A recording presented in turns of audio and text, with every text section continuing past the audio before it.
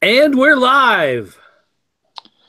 Hello, ladies and gentlemen, and welcome to episode 103 of the Fans of Power podcast.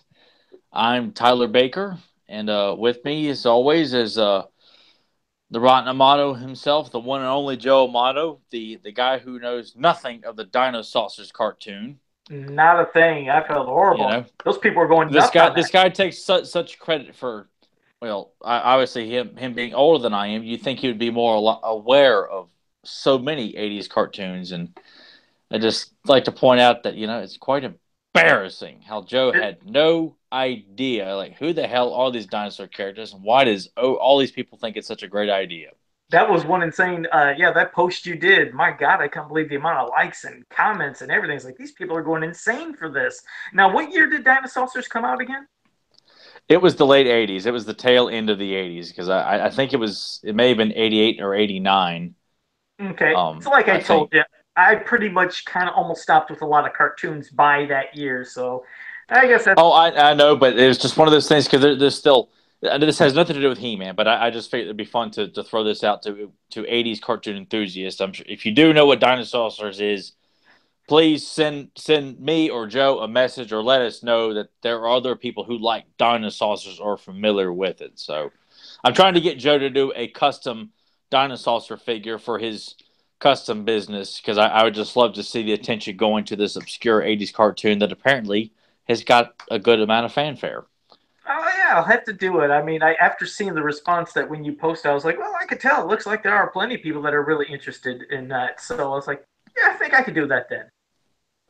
Awesome. Well, that's just had nothing to do with this week's episode of He-Man, but it just kind of was. I had no real intention of doing that, but I just like, hey, what the hell not? Why not just go ahead and bring up the whole dinosaurs topic? So if people are aware of dinosaurs, please let me know. I just or go to Joe's Facebook page and say you want to do a custom because I would love for attention to be brought to this particular cartoon. Um, Yeah. Do you think it's something that fans would like to see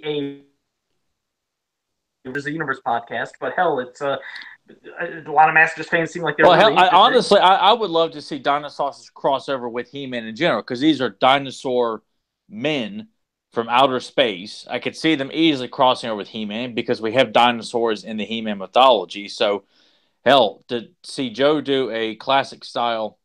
Of course, the dinosaurs in scale are a lot larger than human beings, but I mean, I wouldn't argue that just to see an Allo, Genghis Rex, Plesio, or Rhino Thunder in classic style by Joe. I would just love to see that, and it would be something I would love to see crossover with He-Man because it's like people can think Thundercats, they think Silverhawks, Brave Star, Black Star, Dinosaurs. To me is not far fetched.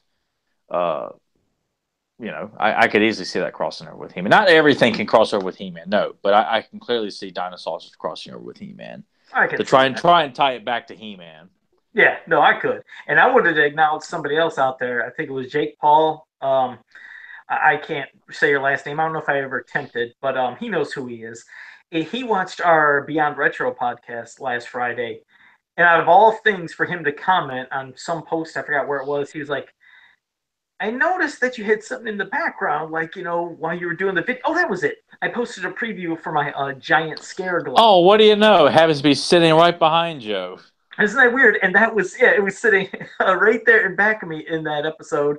I didn't have the staff painted. I don't know if I had all the details, but he noticed that. I was like, "Well, that's kind of cool that he noticed." So I was like, "Good eye, man," and I appreciate you at least observing some of these things that I put just for fun. I always do that for fun. I'll put some thing there just to see if anybody catches.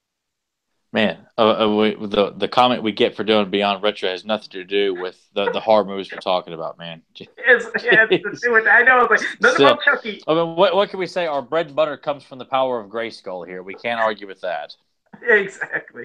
So, what was that? Was your cheap shot to show your Skeletor you had over there? No, See, no, you no, did. no, no. I was making adjustments here with some technical stuff.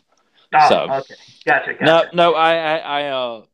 The only thing I could say I could show up is I went up to my local Hallmark and bought the Skeletor Christmas ornament, so I didn't have to fool around with Ah, waiting to like sometime late November when I you know I mean, He-Man. I made the mistake of waiting a little too longer last year.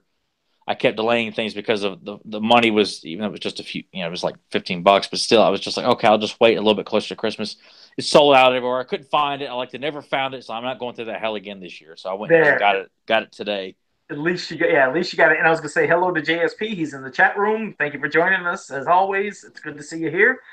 And no, and yeah, I got that Skeletor one too. My sister bought it for me. She got it as an early birthday present, so Cool. I'm glad I got it. So yeah, it's good. At least yeah, and let fans know. Go to your local Hallmark store or look online. They now have the Skeletor, just like Tyler said, the Skeletor ornament. So you can have it to go with your He-Man, and we'll have to see if they do one next They year. don't have a description of Skeletor on the back of the box, which I thought was kind of odd. Like they'll have a description of Darth Vader and Kylo Ren probably, because I think they did him a couple of years ago, and various other villains, the Alien Queen, the alien from Alien, the Predator. Hmm. But for some reason, there was no description of Skeletor. I'm thinking it's because his title is Lord of Destruction, but you had no problem writing a description for an alien hunter that takes people's skulls and spinal columns as trophies. I wonder I if they just did one thought for He-Man. I didn't know. I'd never even paid attention. I wonder if I'm He-Man pretty had one. I just noticed that when I was buying Hallmark ornaments years ago that they would write up a bio on the back for the Batmobile from the '89 film, Jaws, Ghostbusters, all the various ornaments I've purchased over the years. And I looked at Skeletor to see what they wrote, and it was like a generic, Hallmark message. Hey, it's memories and nostalgia, and this. And I'm like, no Skeletor buy from Hallmark. I thought that was kind of odd. I see. That's something I never even knew about. I never bought any. Oh, well, I never bought any of the ornaments before. I always, my sister even got me the. No, wait, I think no, I take that back. I did buy the He-Man one. Because when I heard about it, she said, "Hey, if you go to the Hallmark store, you can get a card and you can get like a discount off of something, or I don't know what it was." But that's why I went. So that was the first ornament. I take it back. I did buy the He-Man ornament, and she bought me the Skeletor one this year. But I never looked even at the back of the box, and I would never have an idea that there was bios on the back of those. So that's Well, it's kind not of a bio; it's just a description. Um, of it was like a friendly little summary of what the ornament of the character that you're. I mean, if I had some, I have them. All my ornaments are still they're boxed up in the closet over here, so I'm not going to dig through it. But there's a buy. I believe He-Man had one too last year, but it was just hmm, not that it burns me up right by any means. I was just glad to have it, but I just thought that was kind of odd. But okay. but I'd say better that than some god awful classic spy slapped on the back of the Hallmark ornament saying he was sporting his techno vest, let it Skeletor, hover over your Christmas tree this year, yeah. That's You weird. know, Yeah, you wonder what they would have put for the Skeletor one, but well, hell, either way, cool ass little. I can't yes. believe the little detail they put in those ornaments. I mean, they are quite detailed. They don't look cheapy, They don't look. No, and I hope that Hallmark will continue more. Like maybe next year would get Battle Cat or Panther or I mean, God willing, like another character like Beastman or I mean, the dream would be something like Too Bad or Clawful being made into a Christmas ornament, but Yeah, they're but you if know it, they're not going to go that obscure at least from a mainstream standpoint. But hell, an Orca Christmas ornament would be really cool. yeah, I could see that from Hallmark, especially if they're dedicating to put out just one a year. You figure they're going to Yeah, be targeting the ones that are the most iconic that almost any fan can know. Like you said, you can see a Battle yeah. Cat Orko, hell, even like a little small little facade of a Castle Grayskull Castle ornament. Grayskull would be really cool too. I like because it's pretty cool because every year they do one of the replicas of the Transformers, the original Generation One, of how the toys looked, and that right now they got Soundwave. It would be cool to see a ornament replica of the Grayskull playset. Sure. I mean that would just look really cool. Yeah, and hell, like even what JSP said, he said Shira, and I could see Shira. She-Ra's a no-brainer. She-Ra and Hordak. I mean, Yeah, I feel like that. Yeah, next year one of those two should be or hell, both of them for that matter. They've done He-Man, Skeletor. Let's get She-Ra and Hordak. yeah, because now we're getting antsy because since we've never had an ornament in our entire life, now that we're getting them, it's like, do we have to keep waiting a year to just get one? Like, yeah, maybe Well, drop in I two. don't, given last year where I had heard other places had sold out of the He-Man, and I don't know if it was just my area. It could have been in various places throughout the U.S., but I'd like to think that the demand is there to do just more than one. Whereas I mean, obviously they do multiple Star Wars, they'll do at least like two or three Wizard of Oz ornaments, or two or three I of think this that, and two or three yeah, of and that. probably since finally testing the waters, since this is their first time, doing Masters of the Universe. I'm sure now that they've seen that it's a very good seller, then possibly yes, maybe they can up it up to two a year then, because that was the first time they did one. They had no idea how it would sell, so I'm sure they didn't want to take a risk of should we do He-Man and Skeletor? Like let's just test the waters first. But yeah, it's a good idea. I mean, if they could start it up with giving us two then every once in a while, but I guess again that's our not our greed, it's just our want because we've never had ornaments. Just like I said, we've never had Pez Masters of the Universe. I'm sure if they put those suckers out, people would be buying Pez Masters. So there's always those things that when you never had, when you finally get them, it gets you real excited. I wish there would be somebody who would like. I mean, if like I would love it if somebody like Super Seven decided to put together. They're doing the Skeletor Halloween decoration. I would love to see them put together some sort of Christmas ornament for He-Man fans. Something extremely simple, like a small little figurine with a little hoop loop on the head there of Triclops or Evelyn or the Land Shark or something extremely simple in the same vein as the Hallmark ornaments, but has Super Seven's stamp of approval on there. I Yeah. just feel like with their heart doing the one Skeletor decoration for Halloween, I'd love it if we got something that's not essentially like He-Man with a Christmas hat or something like that. I would love it to be kind of not Christmas oriented, kind of like the He-Man Skeletor. It's just them in a pose. Um, I do like but that Skeletor that they have. I mean, it's a obvious no brainer because who doesn't remember? I mean, I used to love. I loved when Halloween would come around and we get the decorations out. I always got to put up the hanging skeleton cardboard cutout. The arms move like this. yeah, the I ones that had like the witches that had like those paper stretchy legs. Yeah, I remember those two, but the Yeah, skeleton was just damn, did I love that skeleton. And when they did the Skeletor that is now on sale at the Super 7 store, you get it, and I yeah, think it's $45 shipped. And you got to think, heck, it's supposed to be, I think, 55 inches. It glows in the dark. It's a very thick stock of a cardboard stock, but when shipping for something bigger is usually like maybe around $10, so you got to think, hey, okay, I think that makes up for if there was some people thinking, hey, this is kind of expensive. I'm like, okay, what if it was $35 and it said $10 shipping? There's your 45. So, I yeah. mean, it's reasonable, especially for again something that's going to be bigger than normal. Well, And plus when you're that's something you could hang up year round. I could put this in the He-Man cave, the Cave of Power here, the main Cave of Power. I could hang up that Skeletor, on one of these doors and just keep it up year round and not necessarily make it a Halloween decoration. I mean, it's that's what's so cool about that is that it's not deliberately linked with Halloween. It's just something you can hang up for Halloween, but but it it's works year round. still It's a cool decorative item yeah, that you. exactly, because it's not just for Halloween. I mean, I get the gimmick of it, but it's something that can be up all the time. Same thing if I mean, the other no-brainer would be, do Scare Glow because Scare Glow glows. Yeah, See, as for doing customs, I start looking at things and realizing how sometimes things can cost money. It's like you figure, okay, first it's a very thick stock. I don't know if it's double sided. That's the one thing I didn't find out. And if we ever, hopefully talk to Brian Flynn about that, we could see is it double sided. But first, you got a very thick stock. It's 55 inches. It's pin jointed or however they do it to make it posable, and it's glow in the dark. I know that type of paper and that stuff to do that. That's a little pricier than normal paper. And when you factor all that in, and then you do the shipping for 45, it makes it a little more, I guess, easier to understand maybe why the price is why it is. I think maybe I don't know if they would have said, "Hey, $35, $10 shipping." Maybe that would have changed some opinions. But heck, if it's still pricey for some people, I can understand because I know, like for me, I don't buy many things. I don't get many things, but I think it's just cool. And like you said, if for Christmas time they started doing something that could be not Christmas themed, but something that yes could work for Christmas and year round.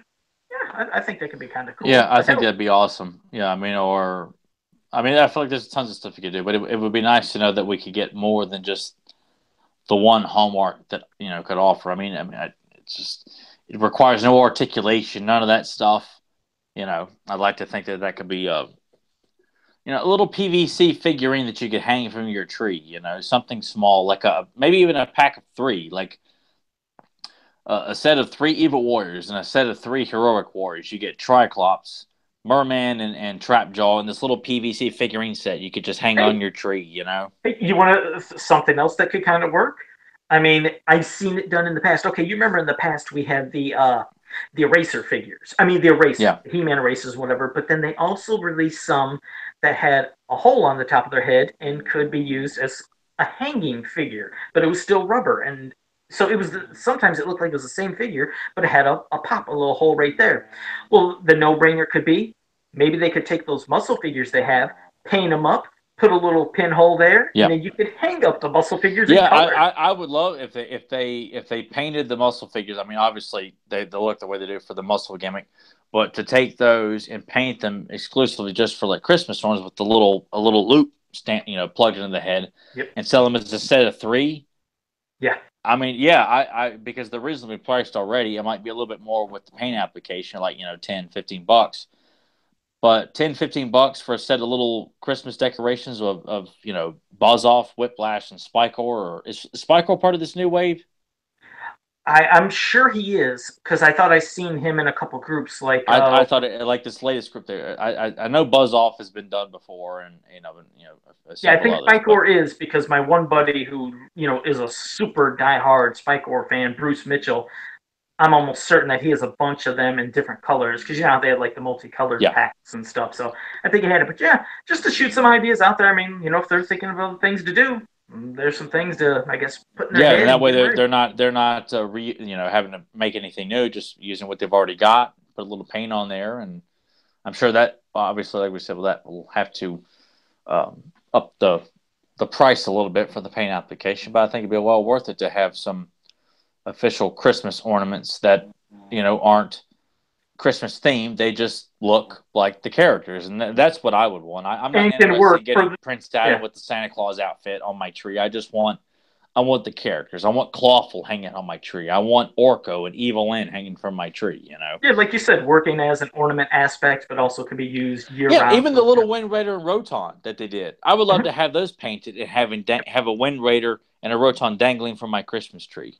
yeah, You so know, that all other cool little ideas. So those are things, yeah. That was all spur of the moment. Well, here all we're ideas doing all on the this come. Christmas theme stuff on our month of Halloween. Man, how messed up are we? Well, now And it's I'm time. all about not doing the Christmas stuff in advance too. And here I just pissed away that idea. There we go. We just we broke kayfabe or something. I don't know, but okay. Well, now, Uh, well, let's get into horror.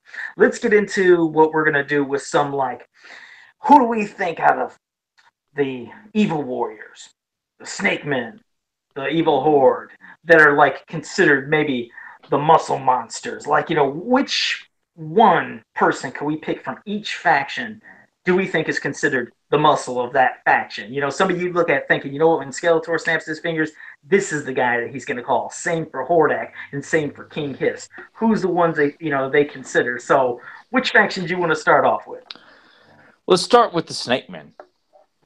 Okay, all right. Wait, do you want to do yours or you want me to do mine? You do yours first. I was going, and since it's because, we've seen many different interpretations of these characters from vintage to MYP, I start getting other things popping in my head. I start looking at obviously how characters not only physically look, but what could they do to be even more physical? Because sometimes it isn't just about the physical, physicality, outer appearance looking, but this is a person that can really get you. So I was going between the gigantic hulking look of kind of like tongue lasher from how the Staction looked, and I guess how he'd be in MIP. He was like a big looking son of a gun. But I was like, you know what though? Squeeze from the vintage line was one of my favorite vintage Snake Man figures to play with. I loved having him wrap. I would actually take him like I'd have like a bunch of Masters of the Universe figures, the good guys lining up, and I'd have him like hugging, like he's squeezing all of them. And after seeing this interpretation in MYP, it kind of makes me go to Squeeze. I keep thinking, okay, not only is he a big sucker, but wow, this is the guy that you would want to call that. You would, if you got into his grip, how you gonna get out? If you're unless you're He-Man, which I'm sure he'd struggle too, but unless you're He-Man, who's gonna get out of that grip? It's like a boa constrictor, just tightening, tightening, tightening until it just crushes the life out of you and takes the breath out of you. So that's why I dropped Tongue Lasher. Even though Tongue Lasher looks like a big boy, I mean, he's a big looking sucker. I gotta go with Squeeze because he's still big, But that's muscle. That's the muscle that I'm like, man. And plus, they added in the new snake bite Yeah. feature of his, MYP. I mean, he could even grab you and then poison you or bite you. It's like I wouldn't want to screw with that guy. So I pick Squeeze. That's my pick for the muscle monster going to the Snake Man. Much like how your tongue lasher was kind of a close one for you, Rattler was going to be my runner up for that one. Um, Okay. I what comes to mind first is his portrayal in the Snake Attack mini comic, where he's this silent attacker. He's mute the entire time in that book, but when he attacks He-Man, He-Man just hears that rattle, and next thing you know, Rattler's jumped all over his back. And hold He-Man long enough for Tongue Lasher to strike him with his tongue and turn him to stone. But it was just I mean, looking at him from it's for me, a lot of the stuff is going to be like stuff I see visually and not necessarily animation, just certain moments that I've seen throughout the years where I'm like, it just, it left an impact. It left an impression on me. And Rattler's portrayal, even though he doesn't do a great deal of action in that one, I just found it to be an extremely threatening character. Um, that is until I got the Powers of Grayskull, The Legend Begins mini comic and saw Squeeze. And as a kid, I didn't know. They don't say him by name. I had no idea who that character was. He was so striking to me. Like, who is this snake guy with long arms? And eventually would become my favorite Snake Man. And then to see the card art where he is attacking three heroic warriors: Extendar, Rio Blast, and Snout Spout, all at once, just attacking them all at once.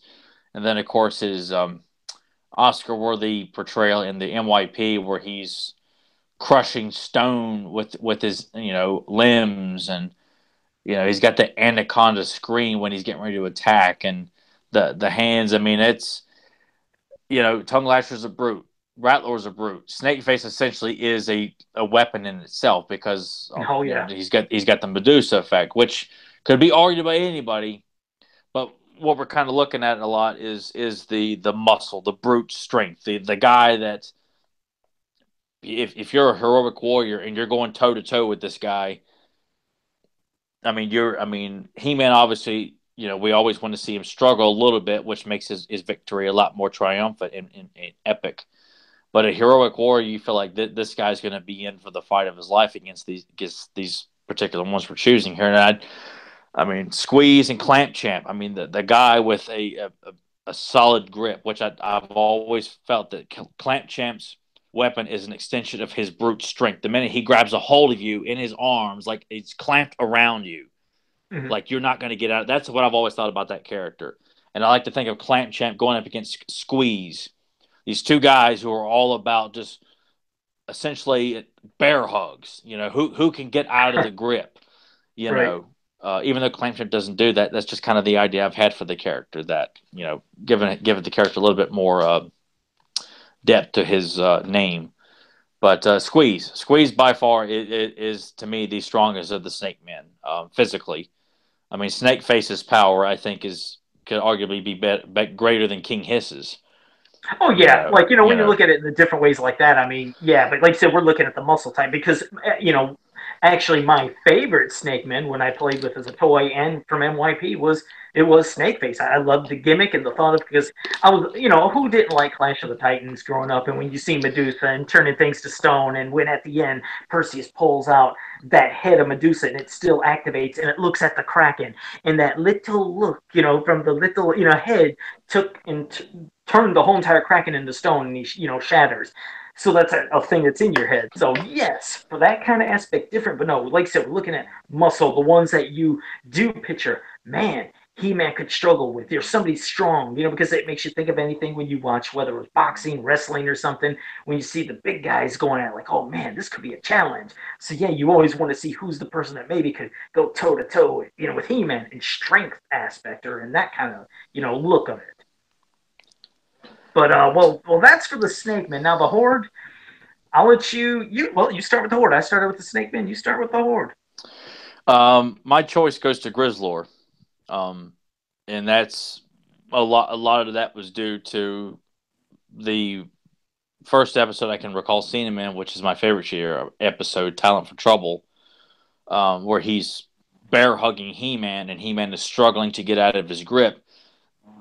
I didn't have the mini comic because I got Grizzlord at a flea market as a kid, so I didn't see the Grizzlord mini comic at all, and have no idea of him kind of being portrayed as this legendary creature.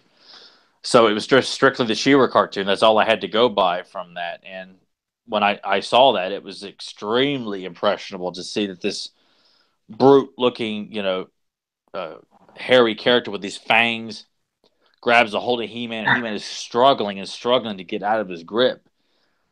Whereas Leech had She-Ra using his suction cups to kind of drain her strength. It's just like, wow, man, He-Man's He-Man's met his match here with this one. Granted, it's a short scene, I know that, but as a child, it might as well have been 10 minutes long, that brief fight sequence, and because of that, that Grizzlord's portrayal is like transcended with through time with me as I mean, and then of course you look at him in MYP. Leech is arguably the biggest, uh, I mean, it's as wide as a tractor Semi. trailer.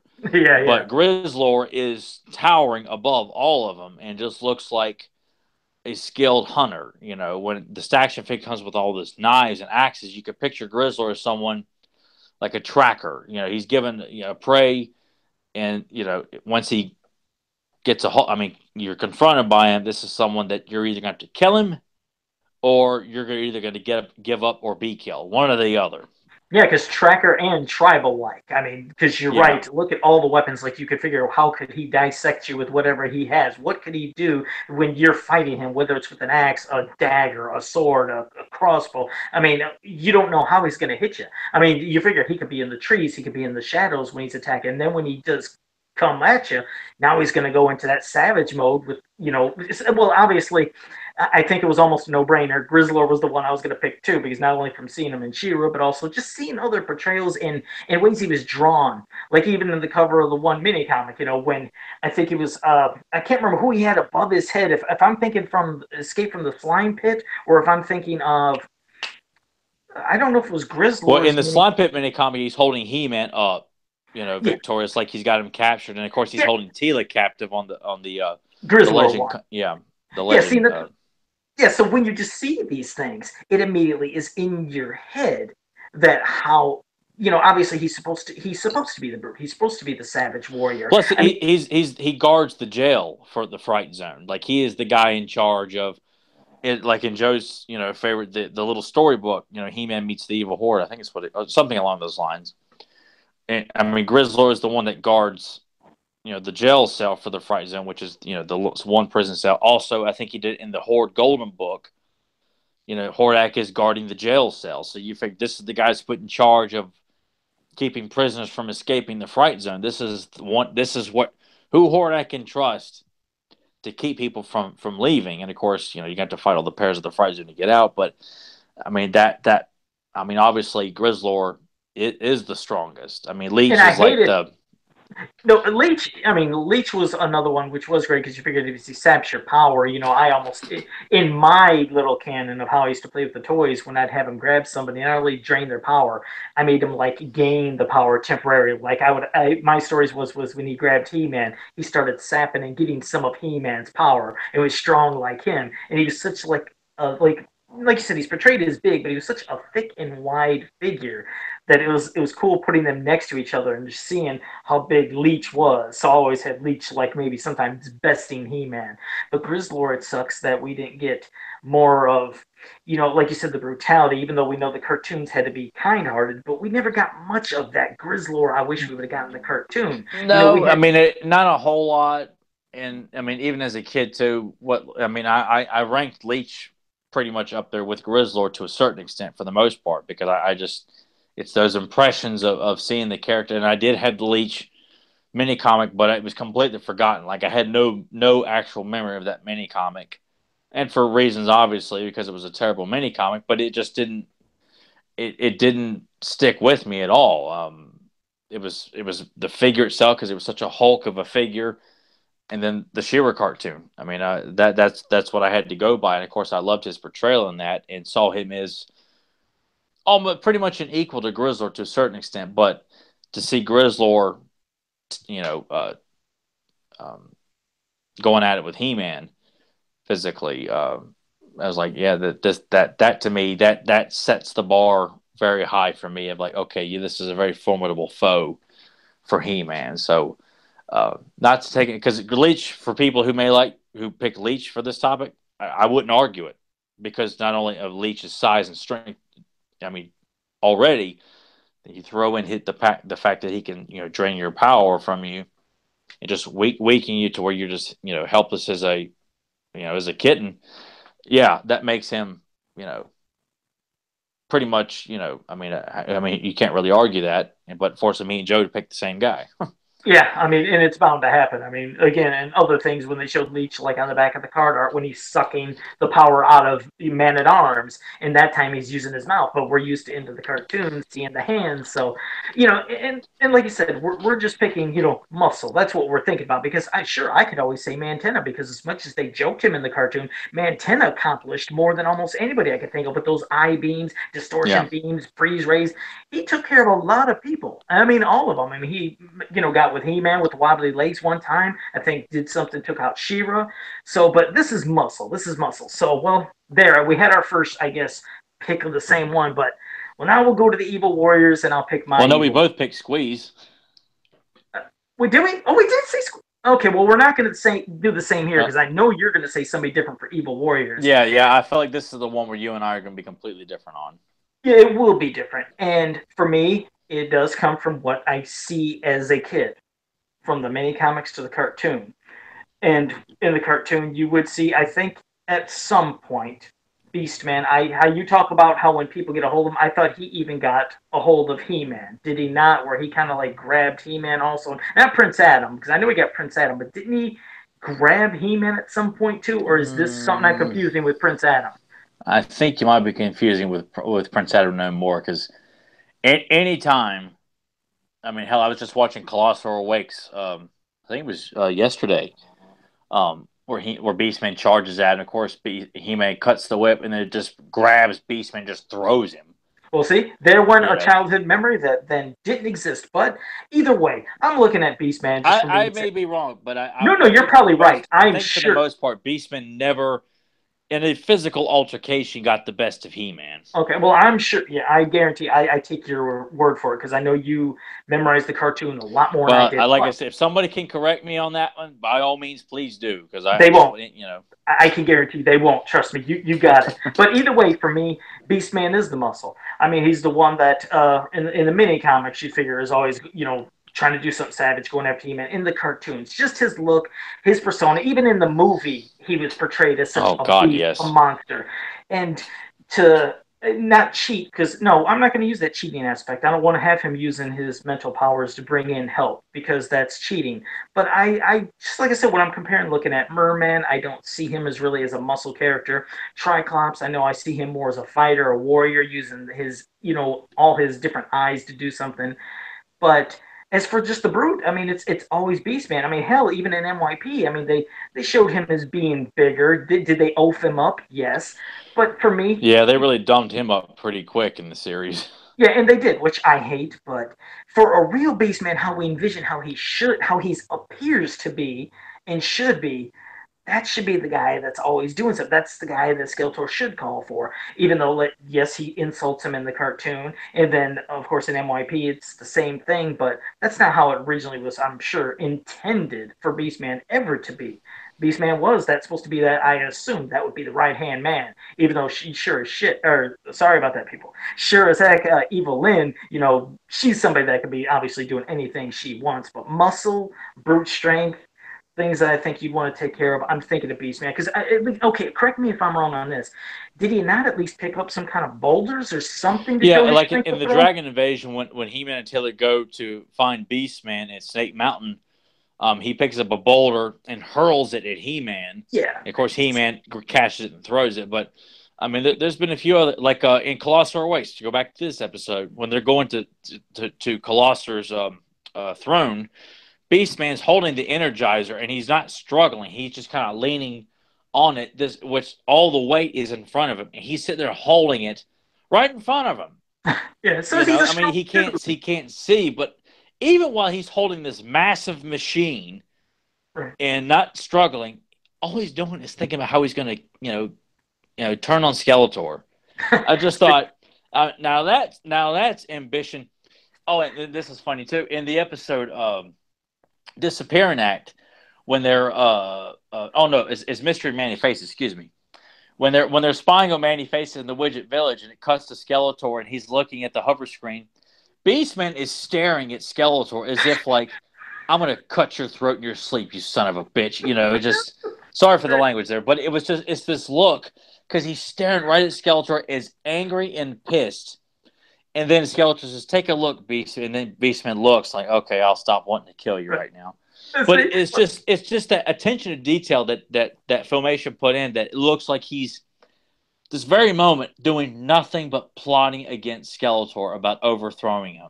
which is It's hard to just do, which is hard to get across in a cartoon, because in real life movies you've seen that where sometimes the guy that's the right hand man, the sidekick, is actually looking at his boss, behind his back, look like but you could feel it because it's a real person. So to capture that in a cartoon is something that it's quite clever, and that it works. At least people can understand. But yeah, I knew there was another thing that was in my head. So that boulder part with Beastman holding it, throwing at He-Man, I knew there was other things that in my mind made me think of Beastman, of his strength. So my pick is well, I it mean, has to be.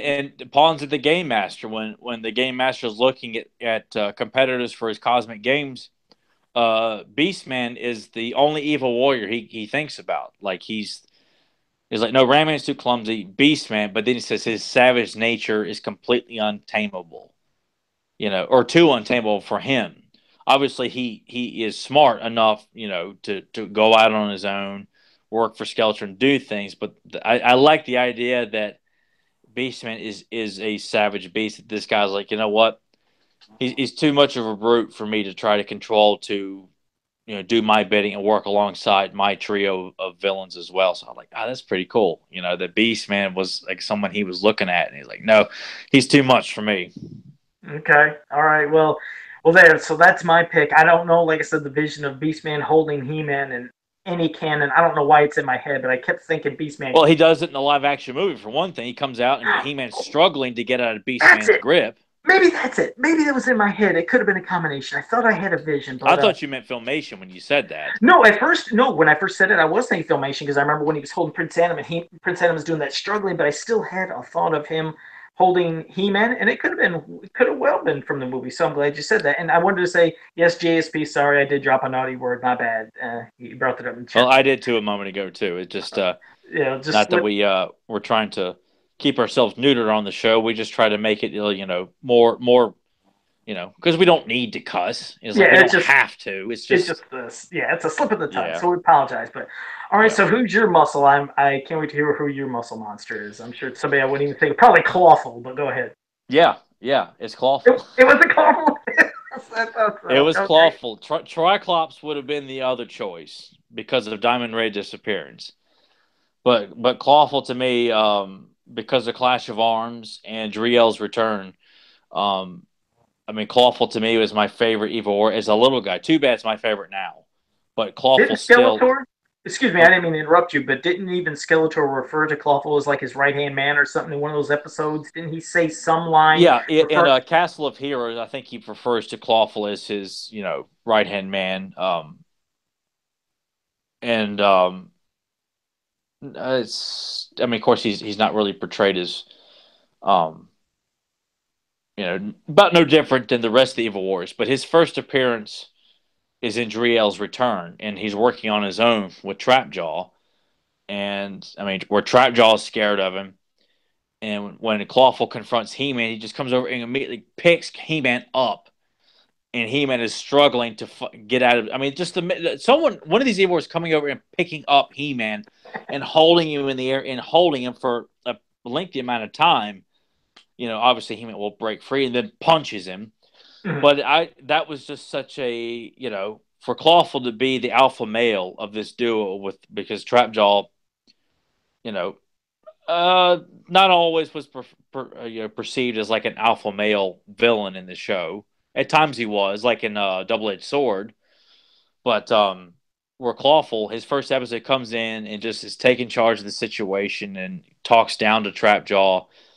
Uh, picks up He-Man and makes He-Man fight to get out of his grip. And then his portrayal in Clash of Arms has been with me since I was 3 or 4 years old. That mini comic, Clash of Arms, but him and Jitsu left that such an impression. But Clawful just come off to me as such a force of nature to me, and it's hard for me to explain why Clawful um, hit No, he such a looks like chord with me. no, I mean, he does. I mean, he looks like he can definitely Well, do I what mean, he the needs guy, to. he just looks. I mean, when I look at the way Larry Houston, which has always been my favorite interpretation of Clawful, even with the different look, where he's got like the balls off kind of type upper body with the stripes across his chest, like if they had made. I like the Uh, different look, though. I yeah, like. I like that look, and I'd like to see that done again. Excuse me. But that look and his persona is just he's smacking Fisto around quite a bit in that mini comic to where he's just even though I'm going to Fisto say two come things. Two things I was going to say real quick. First, I wanted to say that JSP said he would have went with Faker if he lasted longer in the cartoon, and that could have been interesting to see how they could have portrayed Faker and given him well conflict. I think we'll We'll get find out. the faker that we're supposed to see. And I was going to say that too from James Etalk. We'll see Yeah, how James does it. And not that I'm changing my pick because my pick stays the same, but it's funny you bring up Larry Houston because if I was to pick based on Larry Houston's interpretations of things, I would have went with Whiplash because Whiplash beats the yeah. heck out of Oh Fisto. God, My yeah, God. yeah. I mean, not only with physicality of hands, but that tail. It's like Jeff Whiplash would have been one very intimidating son of a gun. I mean, look at how he was in MYP too, just busting through the trees and. But I'm not changing. I'm sticking with Oh no, Beastman. but But I mean, and that was another. That's why that mini comic to me is the greatest piece of He-Man reading material. I mean, of everything, that is single handedly the best of the best. I've said it before. yeah, I'll say it again. To have all these evil warriors portrayed so seriously. I mean, Whiplash is saved the best for last in that one, where he is he's the executioner and get ready to kill Fisto, and just comes in and just Fisto. you could have said he would have. I mean, basically, he could have. If He-Man didn't come to save the day, you could have said Whiplash could have killed Fisto. Fisto didn't best Whiplash at all in that fight, did No, he? no, no, no. Fisto doesn't. He catches his tail, but that ends up biting him in the butt for doing that. So no, there isn't a single moment in that fight that Fisto gets a single punch in where he takes out Jitsu relatively easy. Clawful makes him work for it. I mean, Clawful's cutting up his armor, smacking him around, Yeah, to get and just caught with always, that piece of wood, or yeah. yeah. And just how they were portrayed at the beginning, where they're all coming out and attacking. I mean, I just love that quartet of evil warriors. And Clawful to me was like the leader of that group when I read that as a child. I just saw him. This is the guy that you got a group of evil warriors. If Clawful's in that group, Clawful's the one running the show. Clawful's the guy that can go one on one with He-Man with no weapon. A guy that relies strictly on his cunning and brute strength. Um, and also how he's portrayed as someone who wants to turn on Skeletor, like in Things That Go Bump in the Night. He's challenged He-Man one on one several times in the show, and Witch and the Warrior, Trip to Morania, Driel's Return. There's 3 episodes where Clawful has gone one on one with He-Man, And I don't think and he ever got the disrespect from Skeletor like the others no, did. only when Skeletor called him, Flat. trash talking him. Yeah, Someday I'll turn on Skeletor, and then Skeletor catches him right there on it. But even then, no, Skeletor does not belittle Clawful in any way. I don't recall. I mean, only for that remark.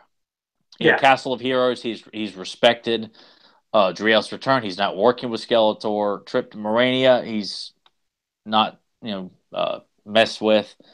And Witch in the War, I don't believe he's given any kind of derogatory remarks by Skeletor. He is.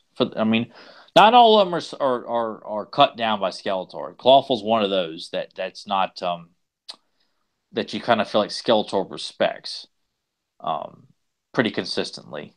Yeah. Well, I that's a just good guys the character is just such a badass looking character. I want to see more Clawful. I mean, I've got Clawful standing prominently next to Too Bad Modulock and Strong Arm, and on my on my vintage shelf, I got Clawful standing above the rest of the Evil Warriors on Snake Mountain there. I mean, I just hold Cloth on such high regard as the baddest of the bad of the evil warriors. Aside from Too Bad, but No, it's a good I choice. Kopo is definitely a yeah choice that's great. That works from how you've seen him in the mini comics to the toy to filmation. All different looks, but basically the same character. You know, characteristics of who he is and his muscle and what he can do. So I like Kopo. It's a great choice. So well, at least we had two that were the same and one that was different, but those were all great choices because that's what we were doing for our horror month. We want to pick muscle monsters. Next week we'll have something else. And well, you guys will find out next week on yeah that. it'll be kind of the bewitching hour. Yeah, there Just you go. So next week will be interesting on that. Now, to continue with the horror theme, we're gonna end it with a cool thing we're gonna do. It's one of the most frightening episodes and the only two-parter from the House of Shokoti, 1 and 2. But we're gonna do part 1 today.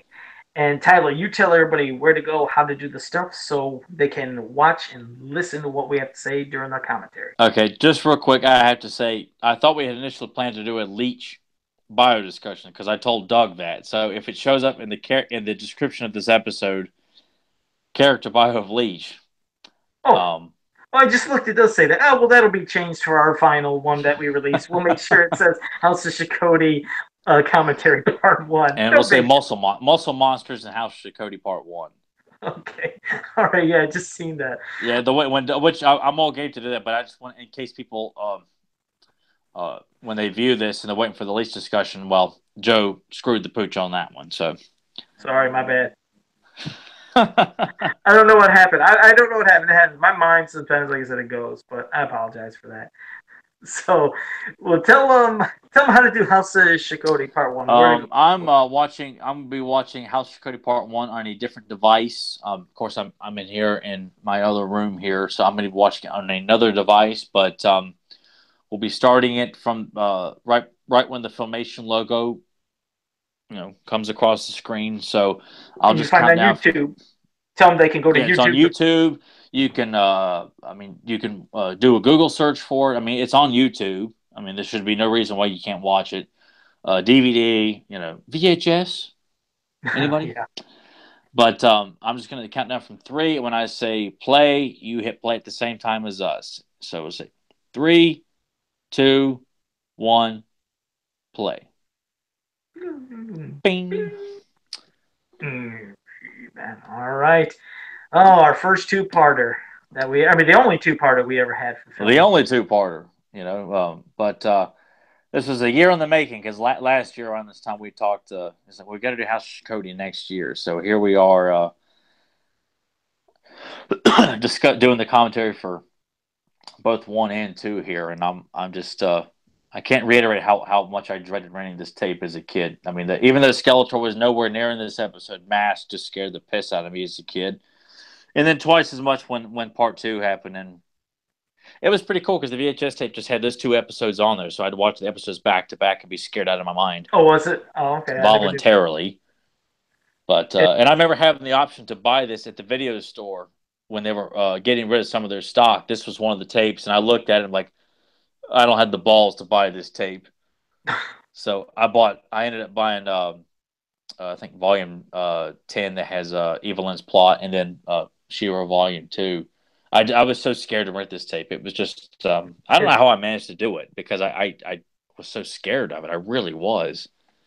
which would, that's what's, man, I wish that I know some stations rerun stuff and have old episodes, and this would be just a perfect thing to put on Halloween. They did it last year on one of those retro channels for Christmas. They put on the Christmas special, which was cool. They actually put it on at Christmas. It's too bad you couldn't get this for Halloween, putting part 1 and 2 on. Well, it's on Netflix, so there's no reason why to. I mean, hey, line this up. I mean, on network television, might be kind of hard, but I mean, I mean, there's a couple episodes, but that you could say could ring in the Halloween season. But I mean, it's across the board. This is the most celebrated scary episode of the entire series. I think She-Ra included. Just the only way to get Um, me moving half the time is to bribe me with food. Orko wants to do a little trick. He gets that fish and bam. He says fish. which I mean, to me, he's like cake, ice cream. Like, oh, that sounded a lot better than eating fish. Of course, I like fish too, but I figured it kind of worked backwards. I like the shot of Cringer smiling like that. and standing too. Everything. He's sitting there standing. He's crossing his arms and everything after he goes to that hoop and he crashes it. Now I know we might be off maybe a second or two. Like, what are you seeing exactly right now? Oh, He-Man's the source is talking to Adam Okay, telepathically right now. okay, just seeing that, and then went to Cringer making the sad face. Yeah, So the same. yeah. Yeah, we're on the same. We're on Oh, the good, same good. page. All right. Wanted to make sure because I know Yeah, and sometimes it's it's off. coming up here for and I never paid too much attention other than just assuming that there was this other story going on. But for those who aren't familiar with the story that the source is talking about, it's a deleted scene from the opening of this episode, which James Etog has got the storyboards and made a little nice YouTube video out of that. So if you want to see what she's talking about, go to his YouTube channel and watch this Holy video that Jesus! shows all of that. I just had. Oh my God! I had an epiphany. I just had an idea that we're going to give James. He should have Mr. Mitrovic do Yes, this, that draw it that up. needs to be done. Yes. Oh Oh dear my God! God, that's what needs to be done. We're going to mention this to James and do. Okay. All right. All right. Yeah. Yeah. We've got to. Oh my God! Hold. This would it completed what we always wanted. So okay, we had our side geek moment. We would go on and on for that. So we got to get back to this because oh man, I just Yeah. freaked out thinking of that. Okay, well now But they found out what they found out about that rising pyramid, well, that correct? yeah, this pyramid that rose out of the sand, and that the sorceress thinks it must have looked something like this. And of course, she's quite convinced that It sounds like she's aware of what it is, but I guess she probably doesn't want to say. Well, obviously for story wise, because we want to build up the surprise for later on. But from her standpoint, it's almost as if like I don't know if we have to worry about Shokoti. She said, which is why I'm afraid there's some ancient evil behind this happening. So we need you to investigate. Obviously, because here we go, Trapjaw's own hideout. To here he What is, the creepy. scariest man in He-Man mythology. First, what a creepy little entrance to that hideout that they had. That Oh was just yeah, creepy. But Mask. I mean, every time I heard him, I love that crazy. I mean, that way his I voice don't know how you showed it. describe his voice. He sounds so robotic, but he's not robotic. But it, damn it, man, it works so good for the character. Yeah, a weird, robotic, creepy, echoing voice. I'm always a sucker for that person behind a mask. I mean, obviously I do it, but I love the gimmick. I love wondering what is behind this mask. But he sounds like an intimidating character, and he looks intimidating. He looks frightening. He does look scary. Yeah, he was extremely frightening to me as a kid. And I mean, to me, this guy, I could say too, for them is in this one episode from the male villains, could be argued the most uh, seriously portrayed villain of the series. I mean, Skeletor has got some extremely serious moments, but this guy's one shot appearance.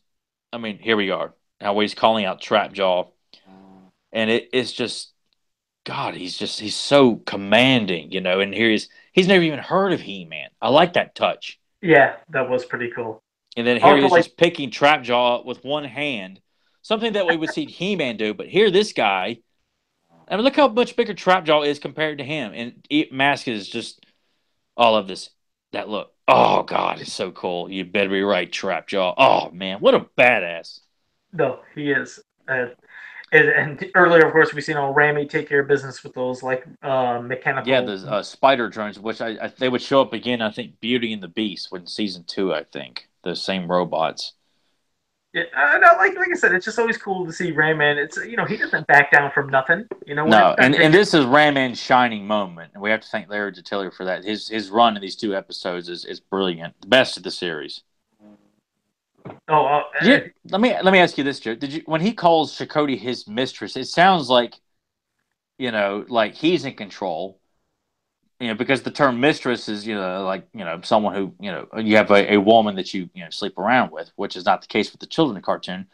But Shokoti is clearly running the show. But it sounds like from this perspective that Mask is running the show. Do you pick up on that at all, or? well, I picked up at first we I mean, even we though it's had not, Shokoti's the one commanding him, as we know from the deleted scene and everything, of course. But I seen it as almost like a team effort, meaning his goal is to bring his mistress back, his girlfriend, because that's how when I heard mistress as a kid, I always thought that's his girlfriend, whoever this woman he's talking about. But it seemed like they would have been a perfect team, like they would have equally ran things together. He just needs to take care of all this crap to have the house rise, and then of course for him to become with her, I mean to team up with her so they both could rule together because it's all about the darkness. That Yeah. house of darkness. He's consumed of darkness. That mask is consumed of darkness, which makes him him. So I could see them, being equally ruling together, almost like an evil king and queen, if you'd want to say that. But that's how I guess I kind of always looked at it, and still do. If she could have ever, been with him. Of course, we don't get to see him, and you also get to see real quick. Side note: Oracle can do his magic right there. Wasn't having issues. I always liked when that happened. I know Yeah, that they like. I didn't like Orca being portrayed as a flub. I like him having his moments where he's helpful to the battle. Exactly, especially if he's their only magician. I'm not including the sorceress because she's in Grayskull, but if they're going to have anybody that can do some magic spells to go against Evelyn or something, at least let him be competent. We know on Trala he's the most powerful magician, but of course, for kids and humor's sake, he had to be, screwing up spells and messing up Man at Arms half the time. But in this episode, not only with Ram Man, but Orko, he shined a lot in this. He wasn't screwing up. Here we go. Great evil moment here. I like the shadowing on I, on, I was on him, just man. It's gonna just oh. Damn it, it's like we're on the same level. I was gonna say I like that they were doing the different shadows and glares and effects, and they did it with a couple of characters. I think even He-Man in certain scenes, but because we're so used to looking at this flat colors on every character, the same thing. So anytime you see detail, it's cool. And of course now we get to see Malak. We finally Malacta. get And I love the yes, shot. I love these pictures in the books, these maps in the books that you see like in this and Dragon's Gift. I just thought was so cool, and I think Malacta I think is typically universally beloved. I feel like I can't understand why people don't want him in classics. I mean, to have the archaeologist. I mean, he's just such a fondly remembered character. No, he's not a heroic warrior by any means, but he's just such a fondly remembered character from these two episodes and his other appearance. oh my god, if they're putting characters that are in backgrounds and make no sense, then why would they release Malekith? He's been in a lot of episodes. He is an important character. He has his role. He has. I mean, he could come with a lot of kind of those gadgets he used in the episodes. Why wouldn't you want to have Malekith? I wouldn't see why anybody wouldn't want him either. He's memorable. He probably appeared in more episodes than, like I said, most of the characters we have in action figure form.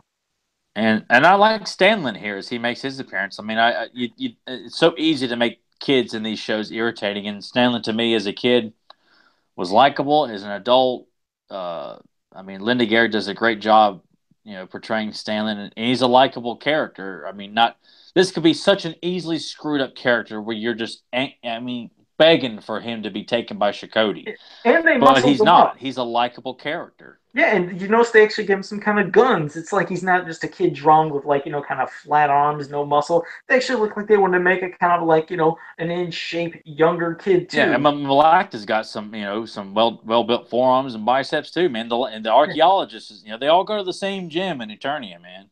Well, heck, all the damn digging that you have to be doing and all the excavations and stuff. He's got to be pretty much in shape. You kind of would think that. Yeah, you got to be in shape to do that kind of work.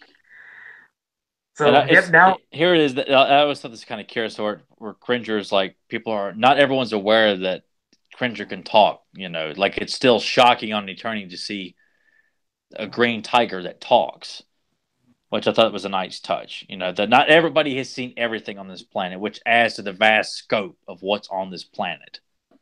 no, I can understand. I admit when I was a kid, I was like, well, Jesus, look at all these other characters. Why is that? Oh, wait, I always wondered why they did they get that from Luke Skywalker or something, borrow his vehicle or something? It always reminded me of a It Star looks Wars it looks vehicle. just like the land speeder from A New Hope, doesn't it? Yeah, yeah. Plus, it's in the desert too. So yeah, it's here's Mask's hideout with this kind of crazy looking screen that he's looking through. I don't know why I always got a big kick out of seeing when any character turned into like another one as in a disguise, from Evelyn to him to many other characters, even including Skeletor. I just for some reason got such a kick of seeing one person posed to be another, as for having their hidden agenda to be the And person that's what guide them or something or what. and it's interesting too that Mask still keeps his face hidden. Like, even he doesn't have an actual face, his disguise still covers up his face. Right. It really just builds up this mystique, and I love this music we've seen in so many episodes or heard and here. I mean, it's just all this is so cool to see Mask doing all his stuff. He's cutting the land speeder engine up, and then to contact the reptile men in their one appearance. You know what? I love these reptile men, and I love that the steeds that they're on. For some reason, to me, I'm sure, like I said, this is just my opinion. They always felt Black Star-ish. I felt like it was like Black Star type of character. Yeah, You yeah. know? All the And more I reason mean, why Black Star and He-Man could cross over. oh, they would be a perfect. But I mean, looking at these guys and all their different looks, their weapons, hell, I mean, I think those would be fantastic action figures as well to Oh, have like a set of hell yes! reptile. I mean the reptile man leader, any of the the foot soldiers, and of course the reptile steed they have there, and Yeah, that'd be cool as hell. It really would. I would just love to see that. Also, like seeing Ram Man being the Jack there. That was yeah, a play on that was a things. nice touch. It was a nice touch. You know, I when I looked at those reptile people again when they showed them, from some parts to me, they slightly reminded me of Lizard Man, meaning their feet. And you know how Lizard Man has that like sash that goes over his chest Yeah, here that certain way. It even looked like they kind of had that. Like it was a similar design but different, but looked kind of similar. So you could probably tie in Lizard Man to that race of reptile men, since he is a reptile after all. Probably someone who probably is like turned against their cause. Like, you know what? I ain't about plundering and killing people and doing wrong deeds. You guys can go to hell. I'm joining the heroic warriors, man. Hanging out in the sun. heck yeah. And here we go again. Ram Man not fearing nothing. He's going after that gigantic thing. Of course, his feats did not work. You know what I mean? He tried to, but Ram Man ain't backing down. I always love seeing Ram Man go right after he needs to. And this coming up, I always love this kind of transformation. I mean, Yeah, obviously, it was nice to alter the generic transformation sequence here to have the Sam explode off of Cringer to turn into Battle Cat here. yeah. And it even sounded like they used He-Man's voice slightly when he was running. Yeah, Yeah, we're out of sight about now. yeah. I was like, And hey, then it maybe that's cuts back to Adam. right. I know. Excuse me. But this was cool because, bam, you get to see boom, all the sand blow off, and I thought it was cool. You didn't need all the special effect background thing because you figured they'd go back to that, background image, but they didn't. Yeah, they didn't break the stock footage a whole lot. They did it on a few occasions, like this one, the Dragon Invasion, and it always looks good when they decide to do something a little bit different. Yeah, it does because it's memorable. You're like, hey, I never seen something like that, so it always makes that seem like definitely a more memorable scene. And if given that these episodes are only about 22 minutes long, I mean, some of these, like this one's a prime example. There's so much going on in this episode that we're all this, and I feel like for this to have been written after House Shokoti Part 2 was written, that all this backstory was written, the mass character and everything, to make it a longer story. I mean, it's really cool to know that this was, kind of written as a prequel to House Shokoti Part 2. Oh, it's interesting. I never knew that. Yeah, I always thought that was really cool, and it just shows you what I mean, one hell of a writer that Larry DiTillio is, and all these characters are written as extreme, and that's a credit to him. I mean, every character in this story is extremely likable. I mean, the entire roster. Orko is portrayed very confidently. Mask is the epitome of evil. Stanlin's likable. Malak is likable. Ram Man is I mean, this is an Oscar worthy performance by Ram Man in these two episodes, and the constant buildup of terror and suspense. Here we are, the shot in the back, like him sitting in the back. Oh man, Yeah, good stuff. and not like I said earlier, not only Ram Man, but even Oracle. Oracle was definitely given some shining moments to where it wasn't just him screwing up from taking care of Trap Jaw earlier to where he even does something else later in this episode. So that's why I like Ram Man was even portrayed great. You didn't get much of the hammy stuff in this. Besides Cringer sometimes being scared, you didn't really But get a even little. then, Cringer was not written as annoying. I mean, it all sounds like I either feel bad for him. I'm like, no, that's how Cringer would react, and it's just that's why I don't like seeing He-Man as a punchline in the mainstream because of stuff like this, because it's written so damn good. Oh, absolutely agree. And, and here they go, and then here they go. I also like that they didn't double do the transformation scene. Yeah, Yeah, it's because just great to have him cut to He-Man just throwing them right out of the tent and just. Yeah, 'cause I'll be honest. I remember it as a kid. I can't remember if it might have happened in one. I don't know if I'm just thinking of Secret of the Sword, but if there was ever a double transformation, it wasn't as impactful as the first time because I was like, I just seen that. I don't want to see it again. So I like that they cut away from it and then basically, yeah, you just see what happened. Bam, he's in the tent, takes care of them, and well, of course, now you see Ram Man just taking care of them too. So Ram Man wasn't there for just background nonsense. And here again, look, you'll see what Orko is going to do, and he does it without any effort. He sat there and bam, he brings up the tent, brings down the tent, traps all of them. I like it. And like in a big old bag. So Rayman had some cool. I mean, I'm sorry, Orko. Orko had some cool time to I shine. mean, everybody's getting to participate in this awesome fight with the reptile man. Like everybody's getting a moment to. So they can all hang with He Man. This is such a cool shot of him picking up the beast and throwing him. It just looks so cool. That'd be a cool steed if they ever released one. Oh man, That'd it be, would. You hear us, Super Seven? yeah, I think again, if there's already they made Shokoti and they already have Well, Mask, but we need just Reptile Man and Malak. That's what we're Here's the and House of Darkness here. Oh boy. and I And like this. seeing Mask on his knees is like some sort of like black magic devil worship kind of stuff.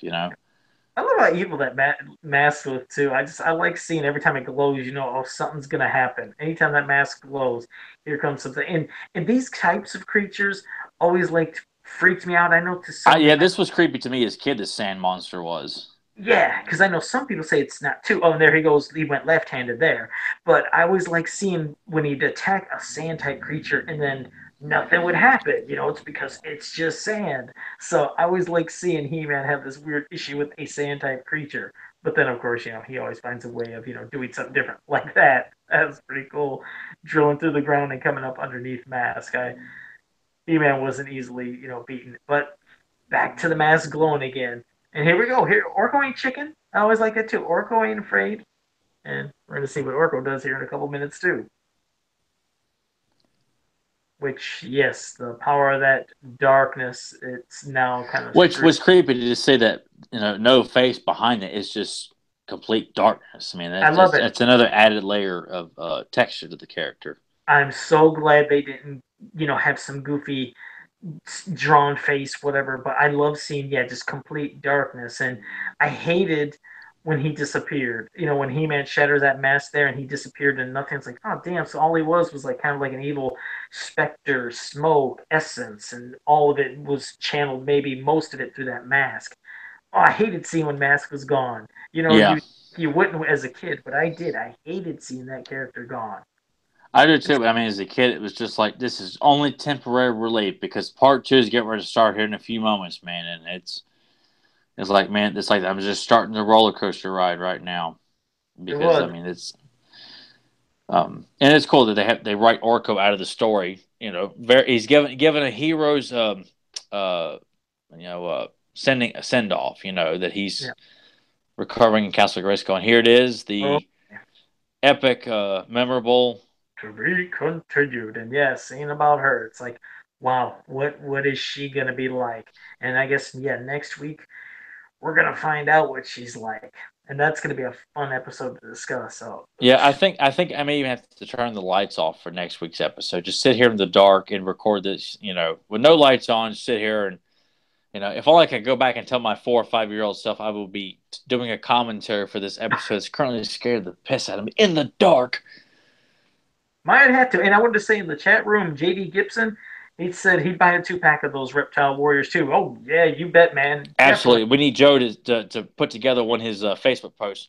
Would you be interested in Reptile Men? And send that to Super Seven. That's what Joe Yeah. needs to do this week. I think I'm going to, or not. I don't think I'm going to. I will. That is what I'm going to do because I think a lot of people would love to see them in a 2-pack. Different weapons, and as you see, they're not the same. They had different kind of drawings for those reptile men, so that'd be cool. And then in the future, if we can be super ambitious, somewhere in the future, we get that steed. Will it ever happen? I doubt it, but it'd be great if it did. It'd So be awesome. Well, it just goes to show I know not everybody's as well versed in the He-Man lore like a lot of fans are. The hardcore fans, they are familiar with Mike and Stanley and Lord Mask and Reptile Man and various other obscure characters from the series. Whereas people who, you know, may remember the cartoon and interested in buying some new toys, they're probably not going to be interested in stuff like that, which is kind of the nature of the beast.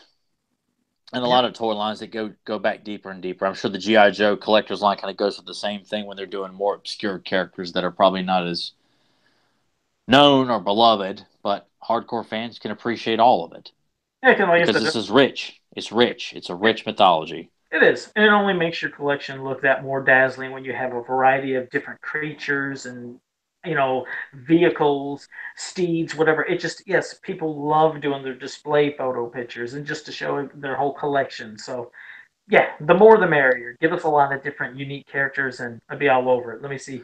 Oh wait, Ivan. I'm gonna call you Ivan. I feel bad I can't say your last name. I will. But we have Ivan in the chat room, and he said we need that shattered mask. I'd like it. Hell, I'll make I'll make one. I'll crack it in half and I'll sell it. I'll just take whatever it is and just break it Yeah, in half. there you go. It reminds me of that of Jason's mask. After it was like popped the hat in one of them, and they were like piecing it together and stuff. So yeah, see, you can always get ideas and stuff. So mask, he's kind of like the Masters Universe version of Jason. You wonder what's behind it. Just nothing. But of course, Jason, he's mutated in every different one in different form. That was a side rant of Jason. It happens. It always is Well, going to happen. I say he's, well, I mean, obviously he talks, but where he's like Michael Myers, the devil's eyes. Right. Always cool. You have what's behind the mask. But, well, everybody, we appreciate you joining us in the chat room and your comments and things that you had to say. And hopefully you'll be here next week when we finish up with part 2 of the commentary, along with having a special guest and a couple other topics. So next week will be pretty fun for our big Halloween episode. We're really going to emphasize about the frightening aspects of that, especially with the guest we're going to have next week, which I'm sure you'll all really enjoy the guest we have next week. Yeah, she's quite the bewitching lady herself there. Yeah, it'll be good. It Yeah. will be good. So, well, T Rex, how did you got anything you want to close with before we wrap up? An update on the Leech mini comic. Carson has got the pre-orders printed and ready to go. I think he'll be mailing them out.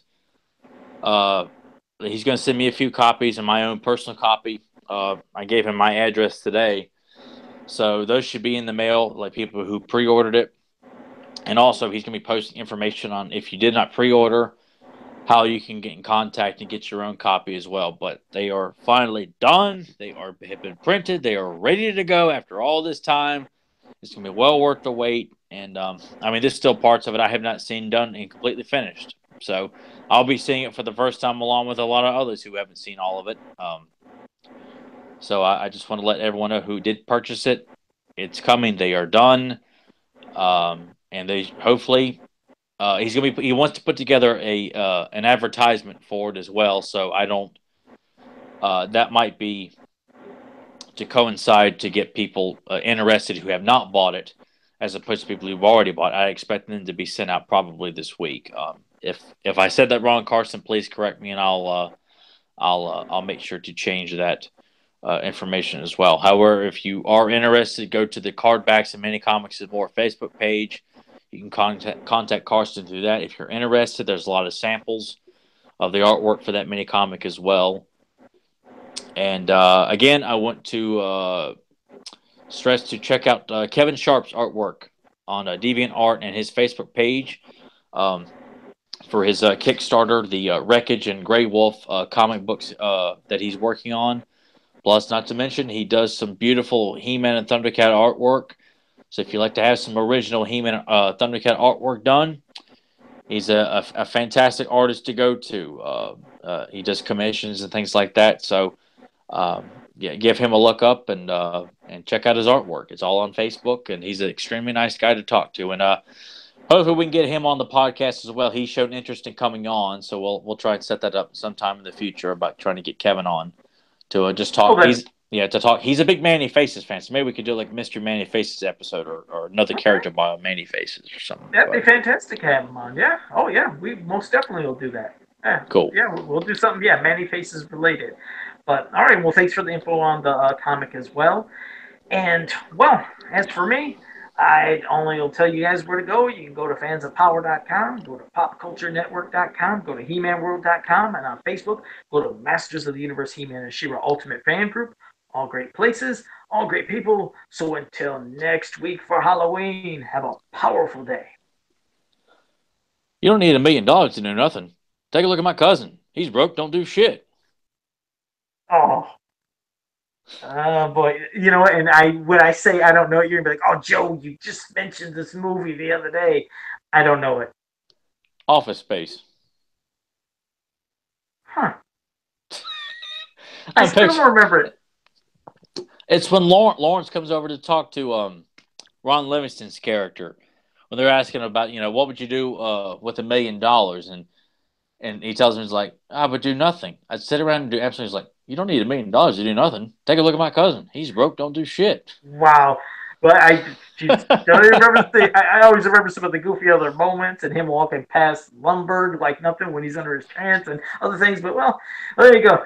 I definitely didn't know that one. But Oh okay. well, All there's right. always next week. There it is. So thank you everyone for joining us in the chat room. Hope you enjoyed it. We'll see you guys all next week.